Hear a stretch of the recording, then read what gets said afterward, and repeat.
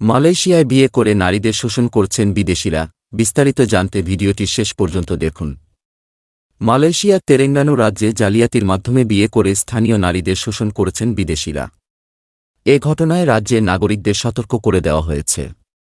Immigration বিভাগ বলছে, বিদেশি পুরুষরা ইচ্ছাকৃতভাবে বয়স্ক ব্যক্তিসহ স্থানীয় নারীদের লক্ষ্য করে এবং বিয়ে করে শুধুমাত্র তাদের ব্যক্তিগত লাভের আশায়। সোমবার ১ এপ্রিল রাজ্যের ইমিগ্রেশন পরিচালক আজহার আবদ হামিদ এক বিবৃতিতে বলেছেন, বিদেশিদের প্রায়শই সরকারি সুযোগ সুবিধা এবং ব্যবসায়িক লাইসেন্স পাওয়ার জন্য স্থানীয় নারীদের বিয়ে করে থাকে।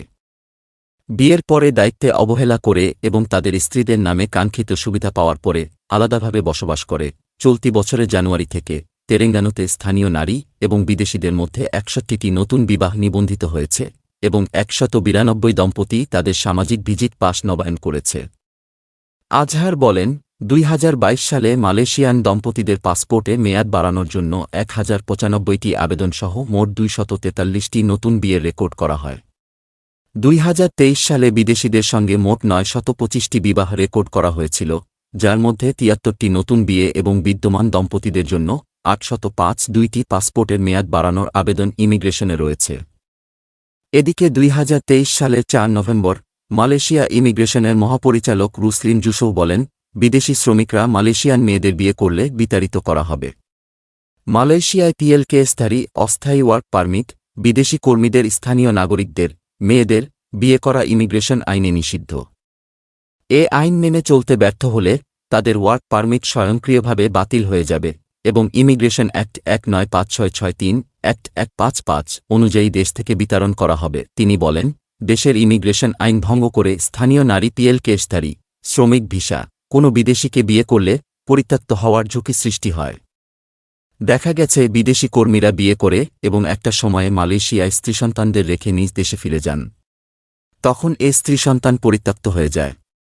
এনজিও তথ্যমতে এ কারণে মালয়েশিয়ায় সিঙ্গেল মাদারের সংখ্যা বৃদ্ধি পেয়েছে, যা সামাজিক সমস্যা হিসেবে চিহ্নিত। পিএলকেএস হল মালয়েশিয়ায় বৈধভাবে কাজ করতে বিদেশি শ্রমিকদের একটি ওয়ার্ক পারমিট, যা সরকার নির্ধারিত ১ থেকে ১০ বছরের জন্য ৭টি সেক্টরে দেওয়া হয়। মুসলিম দম্পতির বিবাহ বৈধ হবে যদি বিবাহের আইনি প্রয়োজনীয়তাগুলো পূরণ করে এবং বিবাহবিচ্ছেদ শুধুমাত্র তখনই ঘটতে পারে যদি তালাকের আবেদনটি শরিয়াহ আদালতের মাধ্যমে নিষ্পত্তি হয়। অমুসলিম দম্পতিরাও একই ঝুঁকির সম্মুখীন হয়, তবে সিভিল হাইকোর্টের মাধ্যমে বিবাহ নিবন্ধন বাতিল করতে হবে। পিএলকেএস ধারক যারা মালয়েশিয়ায় বসবাসকারী বা কর্মরত বিদেশি বিয়ে করতে চান, তাদের আবেদন নিজ নিজ দূতাবাসে পাঠাতে হবে, ইমিগ্রেশনের মহাপরিচালক দাতুক রুসলিন জুসৌ বলেন। তার ডিপার্টমেন্ট স্থানীয় এবং বিদেশিদের, বিশেষ করে পিএলকেএস ধারকদের বিবাহের বিষয়ে রাজ্যের ধর্মীয় কর্তৃপক্ষের সঙ্গে আলোচনা করবে।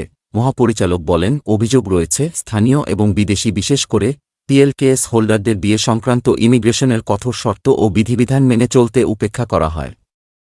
২০২৩ সালে বেরিতা হারিয়ানে প্রকাশিত একটি প্রতিবেদনে বলা হয়েছে, বিদেশি পুরুষরা, বিশেষ করে পাকিস্তানিরা এদেশে থাকা এবং ব্যবসা করার জন্য আইনের চোখকে ফাঁকি দিয়ে স্থানীয় মালয় নারীদের বিয়ে করেন। পাকিস্তানিরা অধিকাংশ বয়স্ক মালয় নারীদের বিয়ে করেন। একটি বিষয়ে লক্ষ্য করা গেছে, একজন পাকিস্তানি বয়স্ক মালয়েশিয়ান নারীকে বিবাহ করেছেন এবং তিনি স্ত্রীর নামে ব্যবসা করছেন। ২০১৯ সালের সেপ্টেম্বরে বেরিতা হারিয়ানের আরেকটি প্রতিবেদনে বলা হয়, স্থানীয় নারীদের বিয়ে করা পাকিস্তানি পুরুষদের দ্বারা ব্যবহৃত কৌশলগুলোর মধ্যে একটি হল ব্যবসা পরিচালনা করার জন্য শহর এবং উপকণ্ঠে অবস্থান করে, যেখানে কর্তৃপক্ষ খুব কমই নজরদারি করে। আরেকটি কৌশল, তারা স্থানীয় নাগরিকের নাম ব্যবহার করে বা ব্যবসার লাইসেন্সে নাম পরিবর্তন না করে নির্দিষ্ট ভাড়া পরিশোধ করে একজন স্থানীয় বাসিন্দার মালিকানাধীন একটি বিদ্যমান ব্যবসা দখল করে নেয়। প্রকৃতপক্ষে স্থানীয় নারী অভিবাসন আইনে নির্ধারিত বিয়ের শর্ত এবং পদ্ধতিগুলো মেনে বিদেশি কর্মীদের যদি বিয়ে না করে তাদের বিরুদ্ধে অবৈধ অভিবাসীদের আশ্রয় দেওয়া অপরাধে আইনের আওতায় আনা হবে।